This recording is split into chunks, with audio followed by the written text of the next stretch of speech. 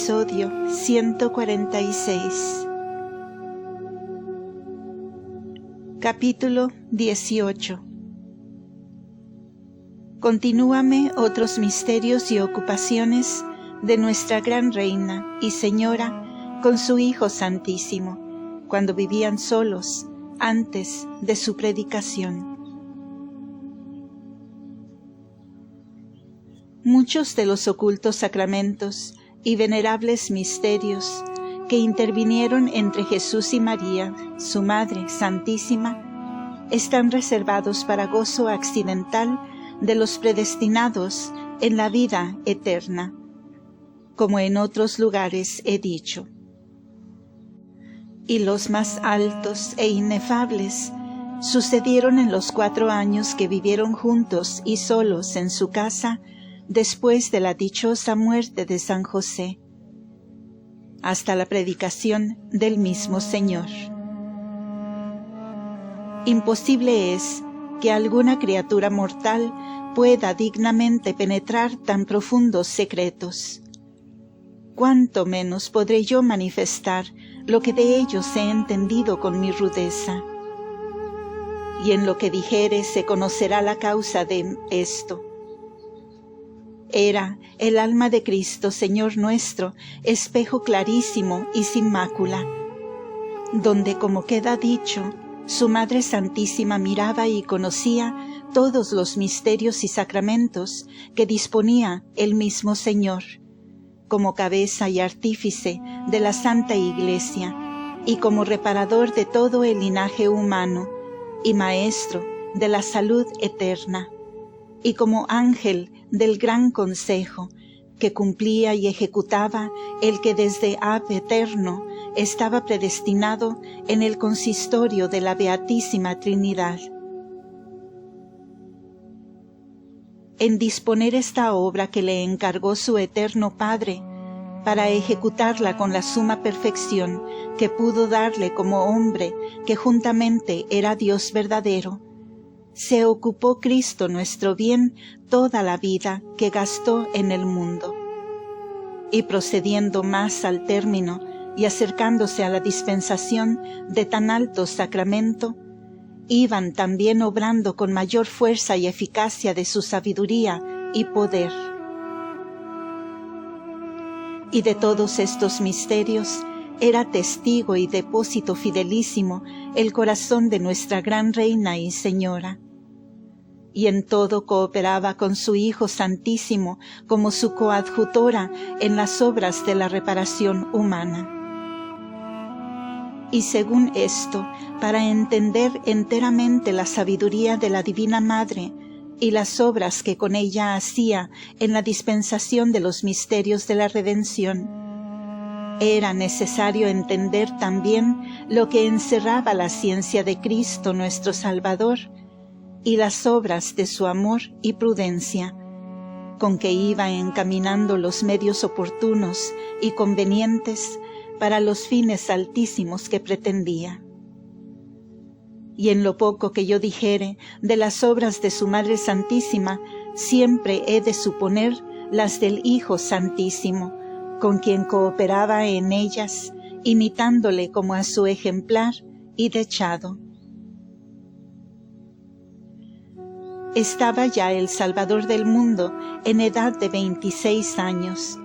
y como su santísima humanidad procedía en la natural perfección y se llegaba al término, guardaba su majestad admirable correspondencia en la demostración de sus mayores obras, como más vecinas a la de nuestra redención. Y todo este sacramento encerró el evangelista San Lucas en aquellas breves palabras con que cerró el capítulo 2. Y Jesús aprovechaba en sabiduría, edad y gracia con Dios y con los hombres, entre los cuales su Beatísima Madre conocía y cooperaba con estos aumentos y progresos de su Hijo Santísimo, sin ocultársele cosa alguna de las que como a pura criatura le pudo comunicar el Señor, que era hombre y Dios. Entre estos divinos y ocultos sacramentos, conoció la Gran Señora por estos años cómo su Hijo y Dios verdadero, del trono de su sabiduría, miraba y dilataba su vista, no sólo la increada de la divinidad, sino también la de su alma santísima, sobre todos los mortales, a quienes había de alcanzar la redención en cuanto a la suficiencia, y que consigo mismo confería el valor de la redención, el peso que tenía en la aceptación y aprecio del Eterno Padre, y cómo, para cerrar las puertas del infierno a los mortales y revocarlos a la eterna vida, había descendido del cielo a padecer durísima pasión y muerte. Y con todo eso, la estulticia y dureza de los que nacerían después de haberse puesto en una cruz por su remedio, haría violencia y fuerza para dilatar las puertas de la muerte y volver a abrir más el infierno, con ciega ignorancia de los que montan aquellos infelicísimos y horribles tormentos. En esta ciencia y ponderación se afligió y sintió grandes congojas la humanidad de Cristo Señor nuestro, y llegó a sudar sangre, como otras veces sucedía. Y en estos conflictos siempre perseveraba el Divino Maestro en las peticiones que hacía por todos aquellos que habían de ser redimidos. Y por la obediencia del Eterno Padre deseaba con ardentísimo amor ofrecerse en aceptable sacrificio y en rescate de los hombres, porque si no a todos alcanzase la eficacia de sus méritos y sangre, por lo menos quedase satisfecha la justicia divina, y recompensaba la ofensa de la divinidad y justificada la equidad y rectitud de la justicia divina para el tiempo del castigo que sobre los incrédulos o ingratos estaba prevenido desde la eternidad.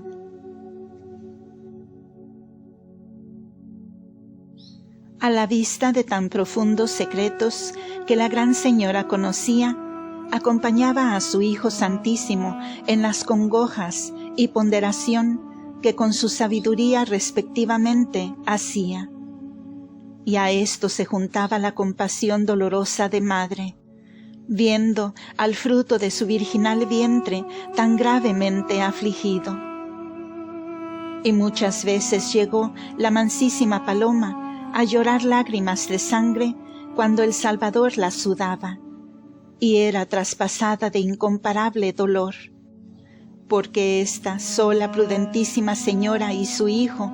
Dios y hombre verdadero, llegaron a ponderar en el peso del santuario ajustadamente lo que monta morir Dios en una cruz para cerrar el infierno, puesto en una balanza, y en la otra el duro y ciego corazón de los mortales,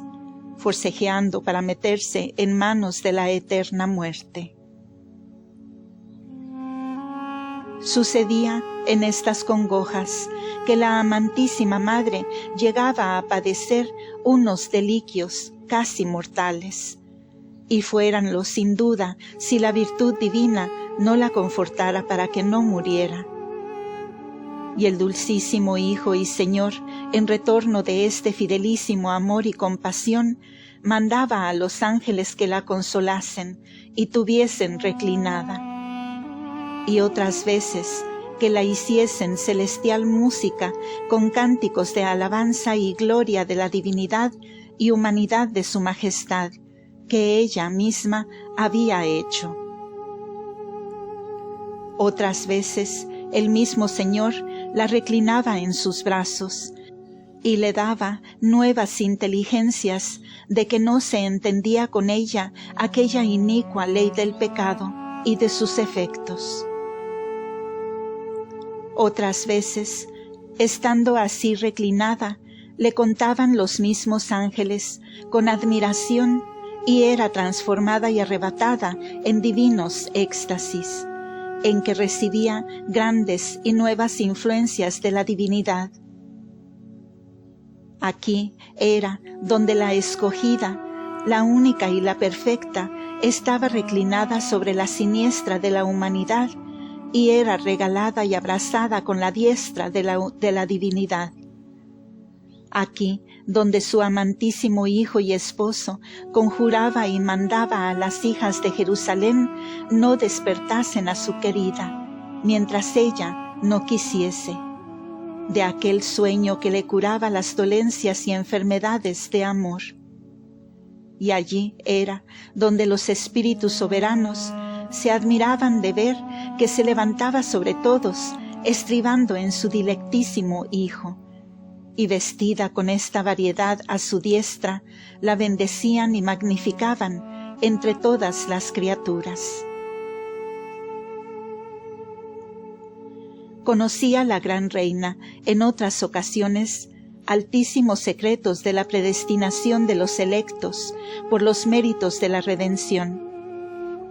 y cómo estaban escritos en la memoria eterna de su Hijo Santísimo, y el modo con que su Majestad les aplicaba sus merecimientos y oraba por ellos, para que fuese eficaz el valor de su rescate, y cómo el amor y gracia de que se hacían indignos los réprobos se convertía a los predestinados según su disposición. Y entre todos estos conocía cómo aplicaba el Señor su sabiduría y cuidado a los que había de llamar a su apostolado y séquito, y que los iba enlistando en su determinación y ciencia ocultísima debajo el estandarte de su cruz, para que ellos le llevasen después por el mundo. Y como buen capitán general que dispone las cosas en su mente para alguna conquista o batalla muy ardua y trabajosa, y distribuyese los cargos y ministerios de la milicia, eligiendo para ellos los soldados más esforzados e idóneos, y conforme a la condición de cada uno, y les señala puestos y lugares convenientes. Así, Cristo nuestro Redentor, para entrar en la conquista del mundo y despojar al demonio de su tiránica posesión, desde la alteza de la persona del Verbo, ordenaba la nueva milicia que había de levantar, y cómo había de distribuir los oficios, grados y dignidades de sus esforzados capitanes, y a dónde les había de señalar puestos, y todas las prevenciones y aparato de esta guerra estaba depositado en su sabiduría y voluntad santísima, todo como lo había de ir obrando. Y todo esto era patente y manifiesto a la prudentísima Madre, y le fueron dadas especies infusas de muchos predestinados, en especial de los apóstoles y discípulos, y de gran número de los que fueron llamados a la primitiva Iglesia. Y después en el discurso de ella. Y cuando vio a los apóstoles y a los demás, los conocía antes de tratarlos, por el conocimiento sobrenatural que de ellos había tenido en Dios. Y como el Divino Maestro, antes de llamarlos, había orado por ellos y pedido su vocación. También la Gran Señora hizo la misma oración y petición. De manera que en los auxilios y favores que recibieron los apóstoles antes de oír y conocer a su Maestro, para estar dispuestos y prevenidos para recibir la vocación que después había de nacer en ellos, al apostolado, en todo tuvo parte la Madre de la Gracia. Y como en estos años ya se acercaba la predicación, hacía oración por ellos nuestro Salvador con más instancia, y les envió mayores y más fuertes inspiraciones. También las peticiones de la Divina Señora fueron más fervorosas y eficaces en su género. Y cuando después llegaban a su presencia y entraban en la secuela de su Hijo, así los discípulos como otros solía decirle: estos son, Hijo mío y Señor mío, el fruto de vuestras oraciones y voluntad santa. Y hacía cánticos de alabanza y agradecimiento, porque veía cumplido el deseo del Señor y traídos a su escuela los que su majestad había elegido del mundo.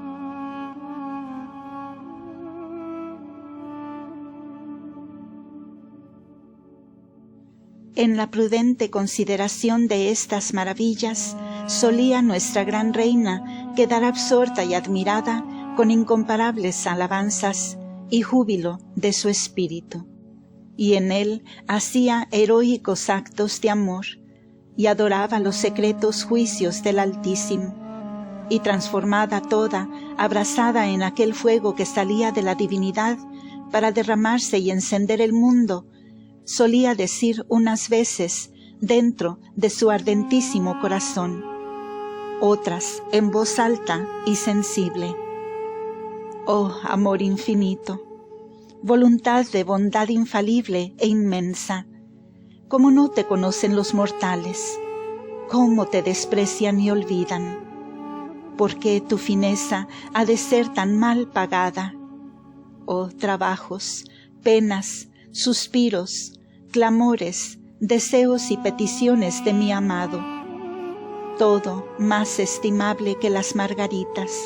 el oro y todos los tesoros del mundo. ¿Quién será tan ingrato e infeliz que os quiera despreciar? Oh hijos de Adán, quien muriera por cada uno de vosotros muchas veces, para desengañar vuestra ignorancia, ablandar vuestra dureza y prevenir vuestra desdicha.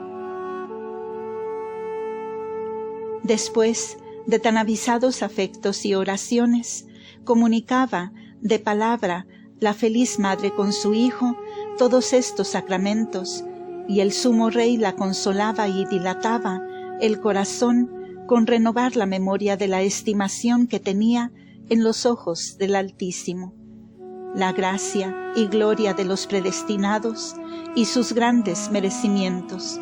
en comparación de la ingratitud y dureza de los réprobos. Y en especial la informaba del amor que ella misma conocía de su majestad y de la Beatísima Trinidad para con la misma Señora, y de lo que se complacía de su correspondencia y pureza inmaculada. Otras veces el mismo Señor la informaba de lo que había de hacer en comenzando la predicación,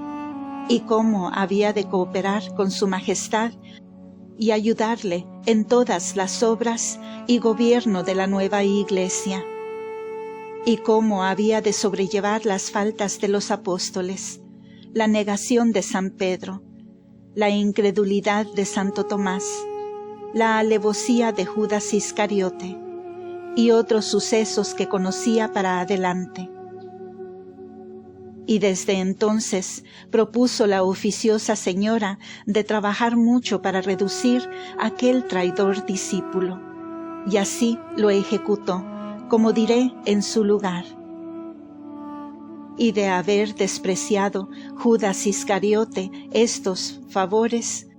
concibiendo alguna impiedad e indevoción con la Madre de la Gracia, comenzó su perdición. De tantos misterios y sacramentos quedó informada la Divina Señora por su Hijo Santísimo, y tanta fue la grandeza de la sabiduría y ciencia divina que en ella depositó, que todo encarecimiento es limitado, porque sólo pudo excederla la ciencia del mismo Señor, y ella excedió a todos los serafines y querubines. Pero si nuestro Salvador Jesús y su Madre Santísima emplearon todos estos dones de ciencia y gracia en beneficio de los mortales,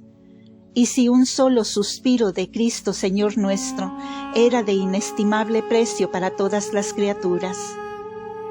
y aunque los de su digna madre no tenían tanto valor, porque eran de pura criatura y menos excelencia, pero valían en la aceptación del Señor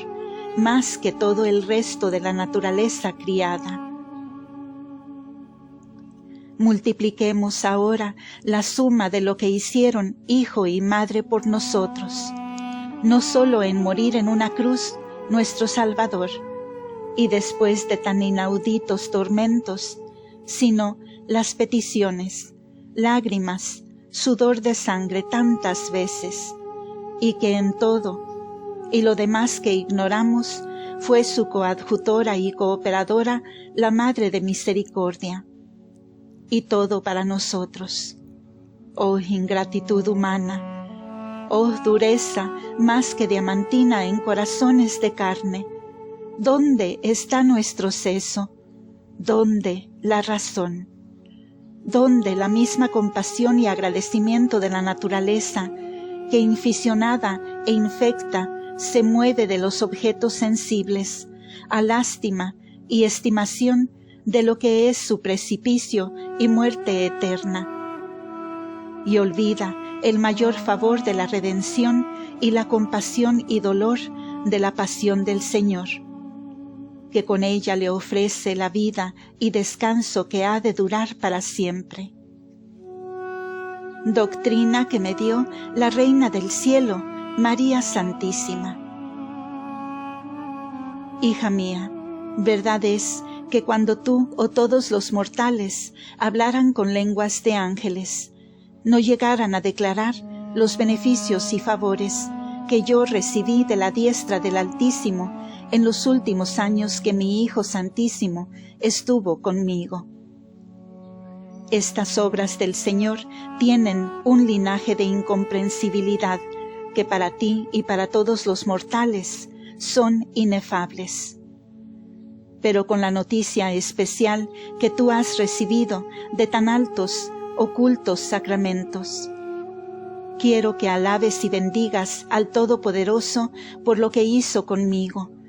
y porque así me levantó del polvo a dignidad y favores tan inefables. Y aunque tu amor con mi Hijo y Señor ha de ser libre, como hija fidelísima y esposa muy amorosa, y no de esclava interesada y violenta, con todo quiero, para aliento de la humana flaqueza y de la esperanza, que tengas memoria de la suavidad del amor divino, y cuán dulce es este Señor, para los que con amor filial le temen. Oh hija mía carísima, si no impidieran los pecados de los hombres, y si no resistieran a la inclinación de aquella infinita bondad, cómo gustaran de sus delicias y favores sin medida. A tu modo de entender, le debes imaginar como violento y contristado de que se opongan los mortales a este deseo de inmensa ponderación. Y de tal manera lo hacen que no solo se acostumbran a ser indignos de gustar del Señor,